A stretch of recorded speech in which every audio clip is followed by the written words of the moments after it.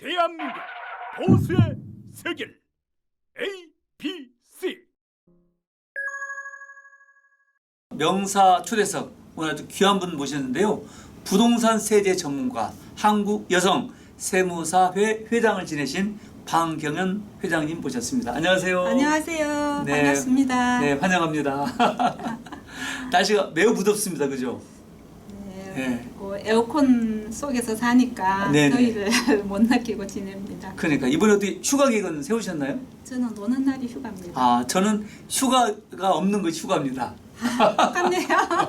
근데 이번에 보니까 문재인 대통령 뭐 휴가 없다고 막 굉장히 보도하던데 실제 뭐 금토일에서 제주도 갔다 왔대요. 아니 그리고 그러니까. 이 비상시국에 네. 아니 한나라에 우리 지금처럼 어려운 시기에 휴가 당연히 안 가야 되는 거 아닙니까? 그렇죠. 그게 무슨 이슈라고 그렇게 그러니까. 뜨는지 이해를 못 하겠어요. 뭐 좀 그것도 좀 봐주려 한데 그 그러니까. 전에 제주도까지 갔다고 하니까 이거 국민들을 이게 좀 뭐 우롱하지 않나 뭐 그런 생각도 좀 들어요. 그렇습니다. 지금 뭐 나라가 시국이 불안해서 잠을 못 자겠는데 네네. 무슨 휴가입니까? 네네. 어디도 안 가는데. 네, 우리 이제 방경현 회장님은 그 아까 이제 부동산 세제 전문가로 전에 이제 한국 여성 세무사회 회장님도 하셨고 네. 또 국세청 그 과세전 적부 심사위원 네. 또 모범 납세자 선정위원 네. 또 그리고 이제 그 세무사 시험 네, 관리위원. 관리위원도 하시고 그러니까 네. 어쨌든 그 세무 관련된 주요 어떤 그 직책 시기를 다 하신 것 같아요. 네, 국세청에 한 15년 전에 위원회가 11개가 있었는데 제가 네네. 8개 위원회를 8개 위원회. 했습니다. 그러다가 국정감사에 걸려가지고 아니 저는 한다고 해걸린 게 아니고 뭐가 걸린 거예요? 많이 했다고? 많이 한 사람이 특정인이 많이 한다고 저는 제가 하려고 음. 한 것도 아니고 뭐 여기저기 시민단체 그때 NGO 네네. 활동을 많이 하고 있다 보니까 추천을 해서 했는데 그래서 백지임 해줄 테니까 알아서 하라고 했는데 예. 그래서 국세청 가세전 적부심사위원 하나만 남기고 지금은 아니 지금은 예. 아무것도 안 합니다. 아 그렇습니까? 네. 그래도 지금 보니까 34년 동안 그죠? 네. 세무사 이렇게 일을 하고 쭉 하고 있습니다. 계시고 예. 네 어쨌든 오늘 지금 저 우리나라 그 부동산 정책으로 네. 여러 가지 걱정이 많습니다. 많습니다. 뭐 요즘 그 부동산 거래 절벽 네. 그래서 뭐 시장이 뭐 거래가 돼야 네. 뭐 다른 여타 일들이 있을 텐데 문재인 정부가 뭐 지난번에 8.2 대책인가요? 또 9.13 네, 대책 9.14. 네, 이런 거 뭐 내놓고 했지만은 글쎄 과연 실효성이 있는가라는 생각도 들고요. 특별히 이번에 이제 그 부동산 세금 폭탄. 네. 네. 저도 재산세 고집에 깜짝 놀랐어요. 놀랬죠. 예. 그래서 이 부동산 그 폭탄 이거 어떻게 봐야 됩니까? 지금 이제 당장 재산세가 그 주택에 대한 재산세가 이제 1년에 2번 나누어서 네네. 상반기 것이 7월 31일까지 예. 납부를 하고 하반기 게 9월 말까지 납부를 하는데 네. 아마 이번에 아마 모든 우리가 지금 이제 서울에 살고 있으니까 예. 서울을 기준으로만 제가 설명을 드리면은 아마 최하 125% 이상은 재산세가 인상된 고지서를 받았을 것입니다. 125%요? 예, 제가 서울 시내걸 다 조사를 오늘 예. 일부분 하고 왔습니다. 네네. 그게 이제 그게 2017년도에 비교해서 2018년도에 약 128%가 인상이 됐고요. 네. 2018년 기준, 2019년 기준으로 봤을 때 또 125% 이상이 서울 시내가 예. 평균 인상이 된 것을 보고 왔습니다. 네. 근데 우리가 주택, 임대주택이나 이런 것들은 임대료를 장기 임대주택 등록을 하면 세제 지원을 받을 수가 있습니다. 그런데 네. 단서 조항에 뭐가 있느냐 하면은 임대료를 연간 5% 이하를 제한을 했을 때 네. 인상시키면은 장기 임대주택을 아무리 등록을 해도 세제 지원을 받을 수가 없도록 되어 있습니다. 장기 임대 주택에 대한 여러 가지 세제 제한사항. 지원을 세제 지원을 해주는 조건이 연 임대료를 5% 이상 올리면은 혜택을 못 받도록 그런 예. 제한을 해줬거든요. 네네. 그랬는데 그렇다면은 기준 시가는 지금 재산세가 인상된 근거가 주택 기준 시가를 2017년도와 18년도 사이에 약 120% 이상 인상시키고 예. 또 2018년도에 비교해서 2019년도에 또 120% 인상을 시켰단 예. 말입니다. 예. 그러면은 기준 시가는 120% 이상 인상을 시키면서 임대료는 5%를 제한한다는 것은 이게 앞뒤가 맞지를 않거든요. 예. 그러면은 임대료도 그러면은 기준시가도 뭐 5%를 제한한다든지 이런 게 행평성이 있어야 되는데 예. 재산세나 이런 거는 굉장히 인상을 많이 시키면서 예. 임대료는 5% 이하로 제한을 아. 시키는 건 아 정말 어폐가 있네요, 그죠? 그렇지 합리적으로 좀 맞지를 아. 않는 그런 부분이 정책의 모순이 많이 있습니다. 예. 그래 이번에 이제 공시지가 인상이 엄청 됐잖아요. 그게 이제 서울 시내가 125% 이상 예. 인상되는 그런. 그러니까 결국에는 이 이제 보유세의 그게 인상을 보유세죠. 예, 그렇죠. 예. 그러면 이게 뭐 저 통계 보니까 뭐 하여튼 수조 원, 수조 원을 더 걷었다는 거 아닙니까? 예. 그게 이제 소위 말하는 그 뭐 과세 형평, 네. 뭐 조세 정의 이런 건 좋은데 이거 그냥 다 걷어가지고 이 선순성으로 이렇게 포퓰리즘식의 그거 아닌가라는 우려가 있어요. 일자리 창출에 대한 자금으로 예, 이게 예. 이제 정부에서 강력 시도로 내려보내고 강력 시도에서 이제 기초단체로 내려보는 일자리 지원 자금이 굉장히 예산 낭비가 실질적으로 예, 많이 예. 되고 있거든요. 그렇죠. 그래서 그게 보면은 그 연간 쓸 수 있는 굉장히 지금 일자리 자금을 어떻게 쓰느냐 하면은 예를 들어서 기초단체에서 네. 이제 청년들을 모집을 해요. 어떤 네. 조건을 해가 일자리 이제 지원 대책으로 해가 교육을 시키긴 하는데 100명을 교육을 시키면은 그 중에서 몇 명이나 거기서 취직자를 구해 가느냐 했더니 예. 한 두세 명을 위해서 100명을 지원해 주는 거예요. 불과 2%밖에 안 돼. 2, 3%. 아, 예. 그래서 그거는 그 사람들은 자생적으로 가만히 있어도 취직을 해갈 수 있는 사람이 아니었냐 했더니 예. 그래도 그런 가시적인 효과라도 필요하다는 겁니다. 예. 이게 현재의 정책이에요. 그게 쇼잖아요, 그죠? 그렇죠. 일자리 창출 쇼라는 것이 예, 이제 바로 그렇습니다. 이제 예, 그렇게 예. 보입니다. 그래서 제가 지난번에 굉장히 우리가 3월부터 4월 사이는 바쁜 달이에요. 네네네. 그런데도 제가 어떤 기초단체에 결산검사위원으로 들어가서 한 달 동안 제가 봉사를 한 적이 있습니다. 아, 예, 예. 실질적으로 제가 그것을 파악해야 되기 때문에 예. 근거 숫자를 가지고 있지 않으면 제가 어디 가서 말을 하면은 나중에 잘못하면 그렇죠. 명예훼손이고 기타 등등 문제가 될 수 예, 있기 예. 때문에 실질적으로 제가 다 검토를 한 사례이기 때문에 그렇습니다. 예. 그리고 아까 이제 공시지가 인상으로 인해서 사실은 뭐 법인세나 뭐 소득세, 그때 뭐 에너지, 뭐 환경세 이런 것들은 사실은 좀 줄어들었는데 오히려 이제 보유세는 올랐잖아요. 예, 올랐죠. 그 세수가 뭐 제가 알기로는 한 뭐 15조 이렇게 지금 보유세로 이제 인해서 예. 보유세가 오르는 것도 문제지만은 지금 문제가 우리가 이제 다주택자들에 대해서 예. 양도소득세가 문제거든요. 아, 과세 중과 이렇게 하는 거. 예. 우리가 이제 세금에 크게 재산과 관련된 부동산과 관련된 세금에는 거래세와 보유세 예. 두 가지로 나눌 수가 있는데 거래세에는 취득세와 양도소득세가 예. 있고 예. 보유세에 이제 재산세와 종합부동산세 이런 세금들이 많이 있습니다. 네네. 그런데 그렇게 지금 기준시가를 많이 올리고 보유세를 인상을 많이 시켜도 다른 거래세에 비하면은 가중한 편은 아닙니다. 그게. 아, 거래세에 비해서는 과중하지 않다. 예. 이게 이제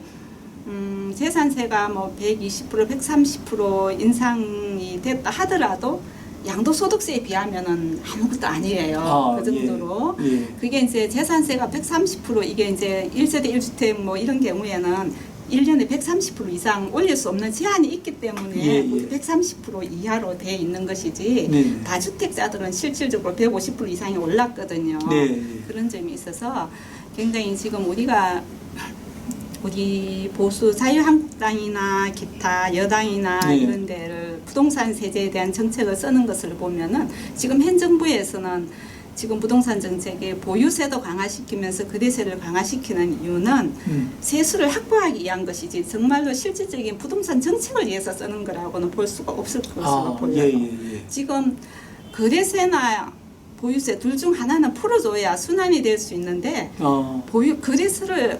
거래세에 속하는 양도소득세를 엄청나게 가중시켜 놨기 때문에 예. 부동산을 처분을 하고 싶어도 처분할 수가 없고 예. 또 큰 집에 살고 있으면서 생활이 조금 여의치 않아서 예를 들어서 뭐 40평, 50평에 사는 사람들이 한 30평대로 줄이면서 그렇죠. 이걸 팔아서 작은 뭐 오피스텔 월세 받는 것이라도 사고 싶어도 그렇죠.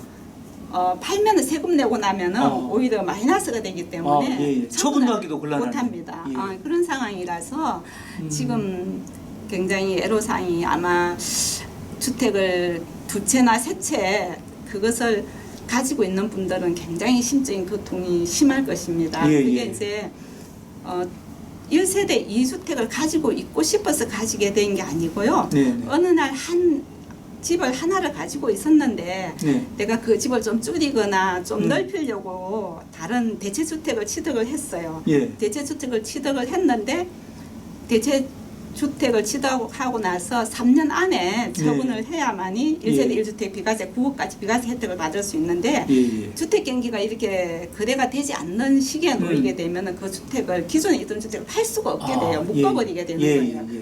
그러니까 타임을 놓쳐서 팔지를 못했어요. 그런데 이제 또 2018년 9.14 그다음에 2017년도에 이제 예. 부동산 정책 예. 이후에 그 이후에 취득한 주택들은 또 그게 이제 2년 안에 처분을 해야 되다 보니까 아. 기간이 짧아진 거예요. 예. 그러니까 2년 안에 처분을 한다는 게 지금처럼 거래가 중단된 시기에서는 팔 수가 없어요. 예. 그러다 보니까 예를 들어서 뭐 기존에 있던 그러면 이제 그 시기를 넘겼기 때문에 1세대 2주택을 가지고 있던 사람들은 먼저 파는 것이 중과 대상이에요.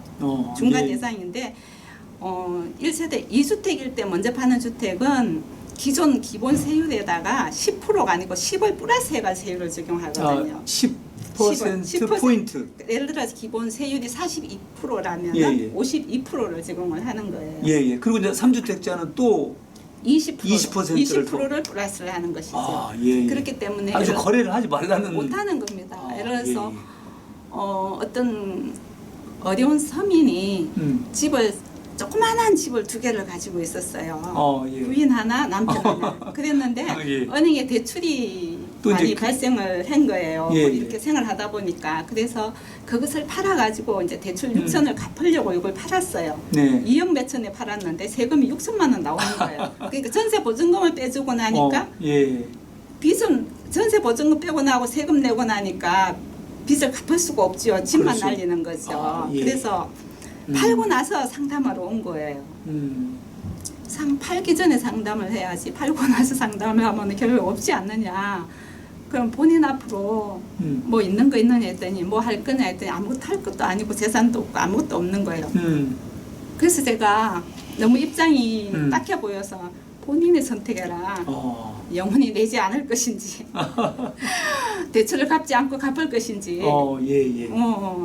그렇게 말한 적이 있습니다. 그러니까 현재 말씀을 요약하자면 이제 현재 문재인 정부의 부동산 정책이 그냥 보유세나 거래세를 올릴 뿐이지 이게 사실은 무슨 수요 공급 뭐 그런 정책으로 아이고. 조절하는 게 아니고 그렇죠. 돈만 걷어들이려고 하는 그런 거죠. 그런데 목적을 네, 뒀다는 그렇습니다. 그런 지적이시네요. 이게 노무현 정권 때 부동산 정책하고 99% 똑같습니다. 현재 정책. 예. 그때 보유세 강화시키고 비업무용 토지 강화시키고 분양가 상한제하고 했던 게 똑같은 하나도 안 틀립니다. 지금 그렇습니까? 그대로 시행했는데 그때 주택 가격이 폭등을 했거든요. 예. 그래서 지금도 마찬가지로 예. 폭등을 하고 있는데 실질적으로 제가 살고 있는 아파트가 지은 지 신축한 지는 40년이 됐지만 제가 그 집에 사는 지는 20년이 됐어요. 예. 저는 노무현 대통령과 지금 현 대통령한테 오히려 감사하게 생각해야 되는 게 아닌가 싶어요. 제 아파트 값이 많이 올랐어요. 많이 올랐기 때문에 예, 현재 그 다른 정권 때는 부동산 가격이 하나도 안 올랐어요. 거의 물가 상승률 수준으로 올랐지만은 네네네. 그때 노무현 정권 때 팍 올려놓고 지금 또 엄청 올려놔서 예. 그래서 주택 가격이 많이 올랐으니까. 그러니까 이번에도 근데 뭐 6월달인가 이제 그 국토부 장관 김현미 장관이 네. 분양가 상한제 네. 또 이거를 얘기를 했잖아요. 그렇죠. 이게 이제 노무현 때도 그래서 뭐 그렇죠. 판교 신도시 막 예, 엄청 예. 폭등이 그러는 걸 말씀하시는 거죠? 그렇죠. 근데 분양가 상한제를 하고 나면은 아니 기업에서 주택을 건설해서 아파트를 지어서 이익이 생기기 위해 그렇죠. 수익 창출을 위해서 그렇죠. 사업을 하는 것인데 아니 수익이 없는 누가 그것을 분양을 합니까? 그렇죠. 그러면은 결국은 부동산은 새로운 분양이 될 수가 없고 장기적으로 그러면은 선호도가 좋은 이게 수요 대기자가 있는 쾌적한 환경의 주택은 계속 오를 수밖에 없는 겁니다. 그렇죠. 그랬는데 지금 그런데 재개발, 재건축할 수 있는 것도 다 규제를 묶어놨거든요. 실질적으로. 그렇죠. 그 뭐 초과 인수 환수제인가요? 뭐 그런 걸 지금 적용하는 거죠? 그런 것도 있고 뭐 그게 여러 가지 규제를 하는 게 많기 때문에 예. 그리고 지금 이제 분양가 상한제가 나오면은 주위의 아파트 시세보다 그리고 그 분양가 상한제가 주변에 최근에 뭐 6개월 이내 분양된 거 최근에 분양된 거 이런 기준으로 이제 분양가 상한제를 정하게 되거든요. 네. 그렇게 되면은 예를 들어 장미 아파트를 이제 재건축을 추진하고 있어요. 제가 살고 있는. 그러면은 그 아파트에 지금 분양가 상한제를 적용하면 평당에 약 3천만 원 정도의 분양 예정가가 나오고 있어요. 예. 그러면은 그거 당첨되면은 로또잖아요. 그렇죠. 그런데 그것도, 건설업자는 이윤이 그리고 아파트 조합원들은 그걸 하나를 가지고 있어서 다른 부동산을 취득할 기회를 놓쳤지 않습니까? 그렇죠. 그럼 예. 기회비용도 생각 안 해주고 거기에 그러면은 분양가가 이제 상한제 때문에 낮아지면 조합은 분담이 커지거든요. 그렇죠.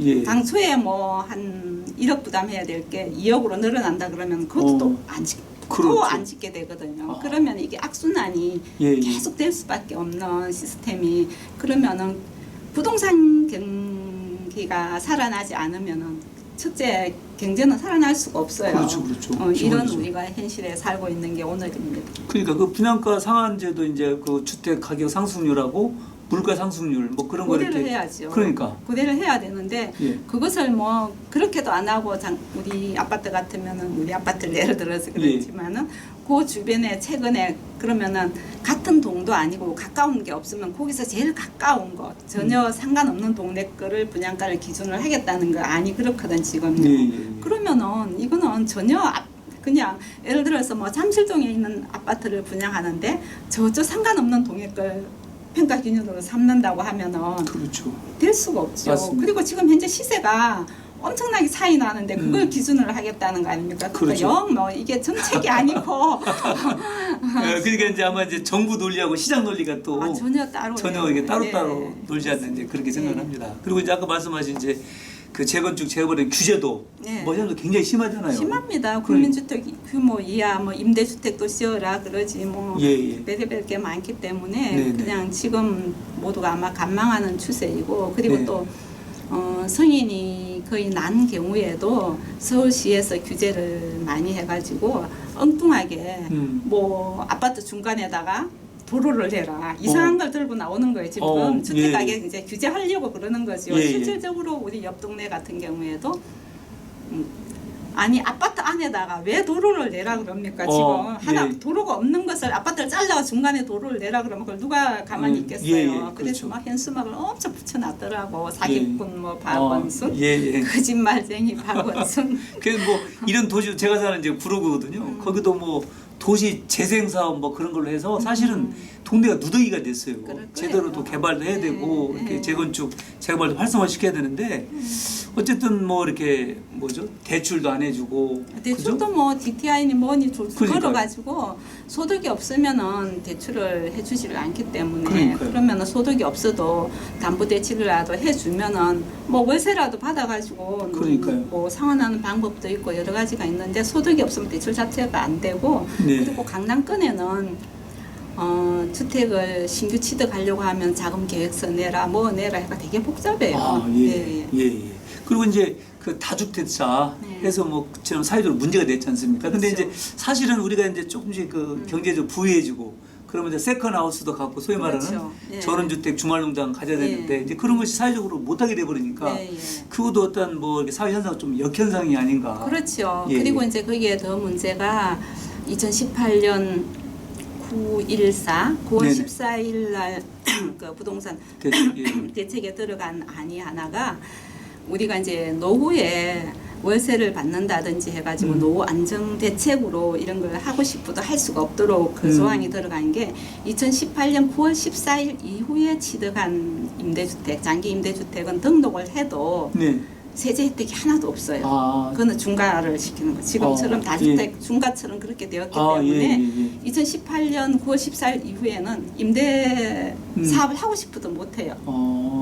그러면은 과거에 뭐 임대주택 사업을 하던 사람들은 그것을 노후에 몇 개를 해가지고 용돈을 할 수 있지만은 지금 예를 들어서 2018년 9월 14일 이후에 자기가 뭐 퇴직금을 받아서 임대 사업을 하고 싶어도 월세를 아, 받고 싶어도 예, 예. 세제 혜택이 하나도 없기 때문에 예. 그걸 처분하면은 중과로 해가 세금을 뭐 다 내야 되니까 아. 할 수 없는 그런 시스템이 되었어요. 아, 예, 예, 예. 그리고 이제 이제 주택에 대한 인식이 있잖아요. 다주택 관련돼서 옛날에 뭐 시골의 집이라든지 또 뭐 옥탑방 또는 뭐 어디 저기 오피스텔에 주거 이런 걸 몰라서 또 이제 그런 과중하게 세금을 부담하는 그런 것도 있는데. 그런 사례도 많이 있죠. 그런 것도 있는데 이제 우리가 그 가중하게 되는 대상은 조정 대상 지역이 원칙이에요. 아, 조정 대상 지역. 그럼 서울은 전 지역이고 예, 예. 이제 경기도나 이런데 경기도 광역시 같은 경우에는 이제 일부 제외되는 제외 지역. 확보된 지역이 있어요. 예, 예, 예. 요런 거 하고 농가주택이나 이런 것들은 이제 중과에서 제외되는 제외되고. 부분이 좀 있습니다. 아, 예. 이제 그거 다 모르는 분도 아마 계시는 것 같아요. 그렇죠. 네. 몰라서 자기 집이 이제 뭐 저기 경기도에 음. 읍면단이 하나 아. 있고 뭐 서울에 하나 있는데 몰라서 못 파는 경우도 상당히 또 많이 있어요. 그래. 뭐 하나 예. 두 채니까 하나 팔면 세금 폭탄 맞는다 이래가지고 예. 그럴 그러니까. 때는 이제 저 읍면에 있는 거 저런 걸 먼저 파는 게 도움이 될 수 있습니다. 그렇군요. 예. 예, 예. 또 이제 실거주 1주택일지라도 예, 예. 이제 뭐 어르신이잖아요. 고령자. 예예. 또 이제 수입은 없고. 그런데 요즘 어떤 보유세 올라 세금 많이 내야 되고 근데 이런 것도 또 사실은 조금은 그 어떤 세제 좀 개편상이 아닌가 그잖아요. 그래서 이제 그 1세대 1주택자로서 고가주택을 예. 가지고 있는 분들이 이제 10년 이상 보유를 한 경우에는 양도소득세는 혜택이 굉장히 많이 됩니다. 그게 이제 장기보유공제라고 약 10년 이상이 되면 80% 정도 비용 공제를 해주기 때문에 세금은 얼마 내지를 않아요. 그런데 다만 그걸 처분해가 새로운 주택을 취득하게 되면은 취득세하고 지방세가 많이 나가는 거예요. 예. 그래서 지금 서울에 있는 주택들은 웬만하면은 뭐 30평대 되면 10억 이하는 집이 거의 없거든요. 예. 그러다 보면은 그걸 처분하고 나면은 그 돈을 좀 절약해가지고 다른 대체로 해가지고 노후 그렇죠. 안정자금으로 쓴다든지 아니면은 조그만한 거라도 뭐 오피스텔이라도 하나 사가지고 월세라도 받아가지고 그런 욕심으로 그걸 이제 집을 줄이려고 하는데 예. 그러다 보면은 양도소득세 몇천 내고 지방세 뭐 몇천 내고 그럼 한 1억이 또 날라가 버리니까 예. 집만 줄어들지 또 남는 남는 게 별로 없으시나. 예. 그래서 이제 우리 이제 부동산 세제 이제 전문가님으로서 그러니까 지금 여러 이런 문제점에 대해서 좀 개선을 어떻게 하면 좋겠냐는 말씀을 드리고 싶은데 우리 이제 자유한국당에서는 아마 저 김연아 의원이 아마 그런 얘기한 것 같은데 뭐 국민 경감 이렇게 부담을 좀 줄이는 그러한 그 어떤 법률안 개정을 좀 아마 낸 것 같아요. 그래서 어떻게 아까 이제 말씀하신 지역사항들이 있잖아요. 아까 뭐 임대주택도 5% 이하로 해야 되고 네. 대신 세는 오르고 이런 부분에서 어떤 방향으로 좀 세제를 개편해야 저는 될까요? 제가 부동산 가격만 잡고 부동산을 원활하게 거래가 이루어지게 하게끔 정말로 부동산 정책다운 부동산 정책을만 생각한다면은 세제를 가지고 부동산을 이 가격 안정을 시키려고 하면 굉장히 무리라고 봅니다. 그래서 우리가 수요 대기자가 많은 곳에는 공급을 해줘야 되거든요. 공급을 많이 하고, 공급을 많이 해야 되고 첫째는